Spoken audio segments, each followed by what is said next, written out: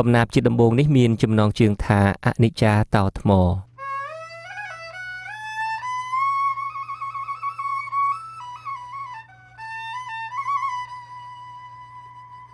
អនិច្ចាតោថ្មអើយលោកក៏សាងមើលថាທາງយ៉ាងរស់អើយស្ទុំប្រែប្រាយឥឡូវមកធ្លាយធ្លាក់អើយបាំងចាត់ខ្ចាយស្ដាយអើយស្ដាយមិនគួងអើយមកពីការ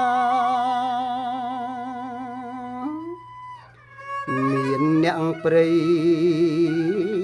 ចង់រាយអើយអត់គុំនិតមកសំលៀងកំបិតអើយគ្រឿងប្រហា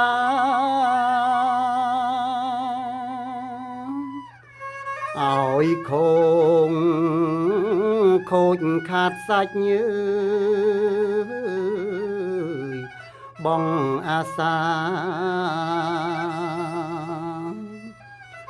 មិនស្ដាយការស្នាដៃអើយបុរាណសោះ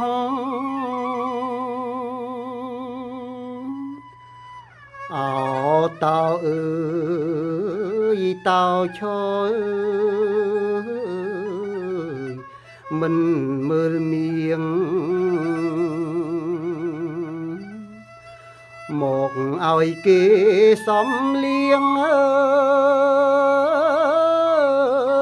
យខ្នងតោចុងមិនដេចមិនខឹងខំវាសំលៀងនោះឲ្យវាលុះក្ដីមកអើ